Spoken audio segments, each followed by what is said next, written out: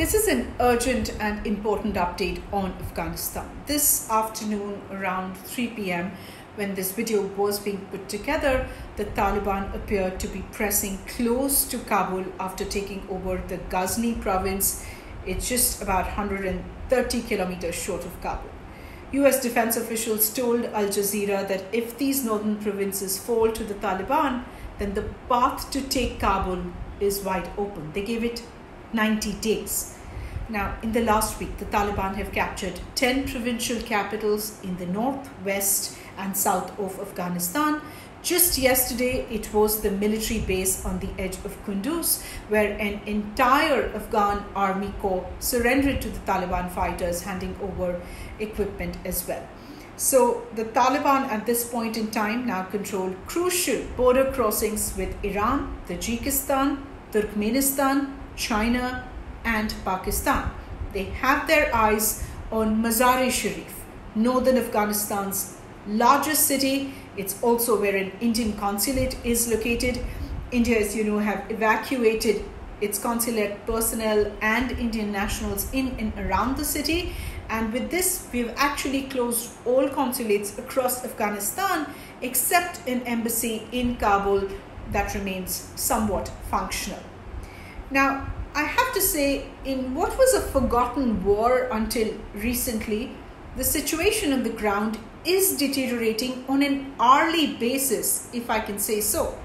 There are frequent reports of clashes between the Taliban and the Afghan forces.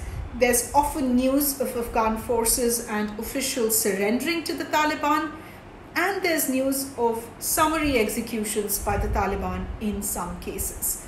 More than 2,300 civilian deaths have been recorded in the months of May and June alone. Reports of the Taliban assaulting and killing locals in the areas they overrun, terrorizing them into following its regressive rules, also keep coming. The UN says that at least 27 children have been killed in the past 3 days in 3 of the country's 34 provinces. As we all know, in July, the Taliban brutally killed Indian photojournalist Danish Siddiqui in Kandahar. It's a city now under Taliban control, and medical reports of his body had revealed 12 bullet shots in his torso and head. Overall, 250,000 people have fled their homes, so they're now internally displaced. The situation is unlikely to improve because government control is shrinking rapidly. In fact, an EU official told Reuters that Taliban now controls an estimated 65% of the country. It has captured densely populated places. These places have traditionally been safe. They've also, as I mentioned, captured border points.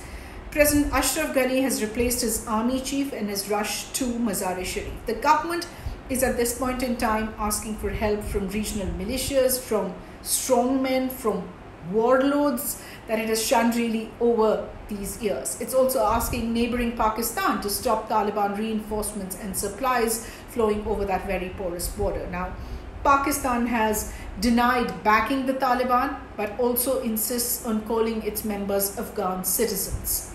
The US, on its part, has increased airstrikes in the support of Afghan forces over the last several days and says it will continue to do so until 31st August.